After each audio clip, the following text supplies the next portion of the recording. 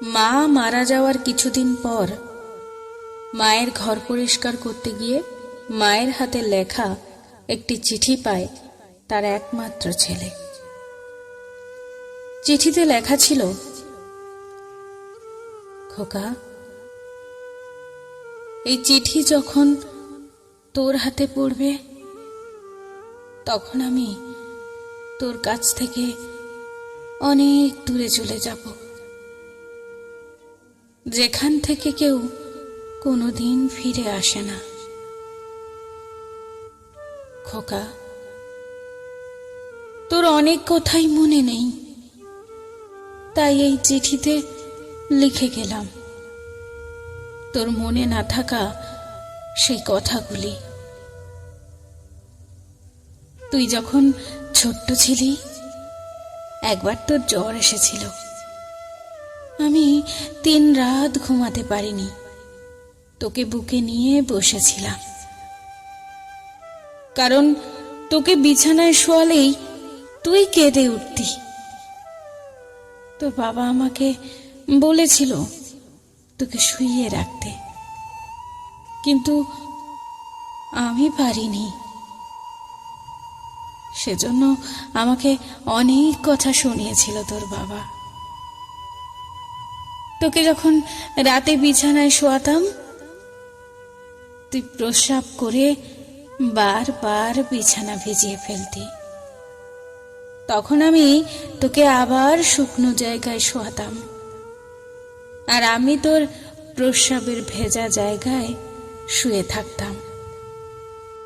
তখন অনেক কষ্টে আমাকে সংসারটা চালাতে হয়েছিল। একটা ডিম ভেজে 2 টুকরো করে তোকে দুবেলায় দিতাম। এমনও দিন গেছে শুধু লবণ দিয়ে ভাত খেয়েছি আমি, কিন্তু তোকে বুঝতে দেই নাই আমি। একদিন রান্না করার মতো কোনো চাল ছিল না ঘরে, তখন কোনো উপায় না পেয়ে এক বাড়িতে কাজ করে কিছু চাল এনে ভাত রেঁধে খাইয়েছিলাম তোকে। হয়তো তুই ভুলে গেছিস।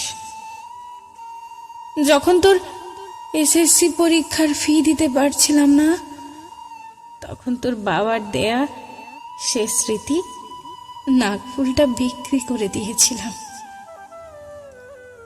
আরো অনেক কথা আছে যা লিখতে গেলে হয়তো খাতা শেষ হয়ে যাবে, কিন্তু লেখা শেষ হবে না।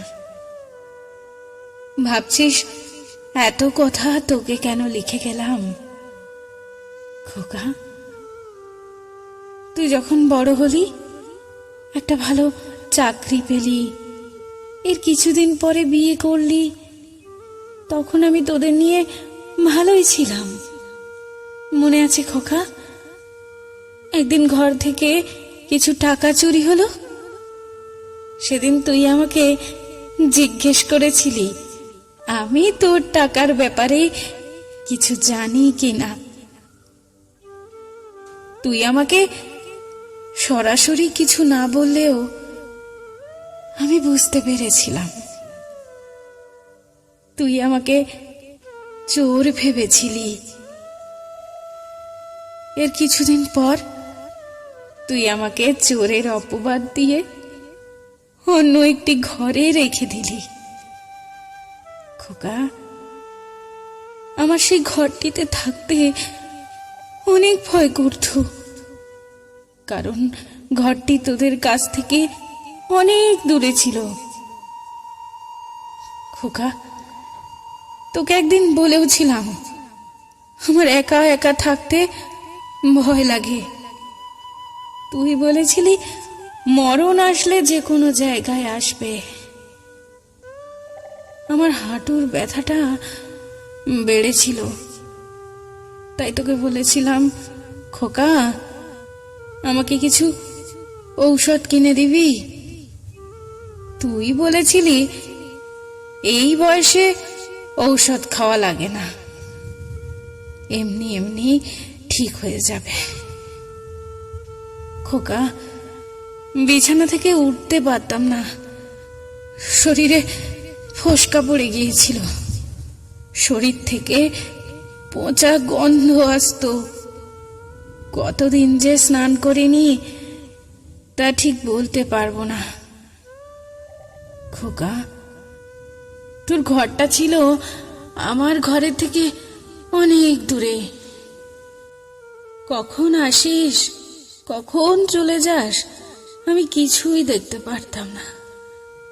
তবুও তোর পথের দিকে তাকিয়ে থাকতাম। খোকা, তুই যখন ছোট ছিলি, আমি খেতে বসলে তোকে কোলে নিয়ে খেতে বসতাম। তবুও কখনো তোকে চোখের আড়াল হতে দিতাম না। খোকা, যখন তুই আমার কোলে পায়খানা করে দিতি, তোর পায়খানা পরিষ্কার করতে আমার একটুও ঘৃণা লাগতো না। কিন্তু তুই যখন আমার কাছে আসতি, তখন নাকে রুমাল দিয়ে আসতি। কেন রে খোকা? আমার শরীর দিয়ে গন্ধ আসতো বলে? এক কাপড়ে আমাকে কত মাস যে থাকতে হয়েছে তা আমি ঠিক বলতে পারবো না রে খোকা। তুই যখন অনেক দিন পর একবার আমাকে দেখতে এসেছিলি, আমার খুব ইচ্ছে ছিল তোকে বুকে জড়িয়ে ধরি, কিন্তু খোকা পারিনি তোকে বুকে জড়িয়ে ধরতে। কারণ আমার শরীরে তো অনেক ময়লা ছিল। তাতে যদি তোর দামি শার্ট প্যান্ট নষ্ট হয়ে যায়, এই ভয়তে তোকে বুকে নিতে পারিনি সেদিন। খোকা, কখনো আমাকে একবারও জিজ্ঞেস করিসনি, মা তোমার কিছু খেতে মন চায়? খাওয়ার কথা তো থাক, কতদিন যে তোর মুখে মা ডাক শুনিনি তাও ঠিক বলতে পারবো না।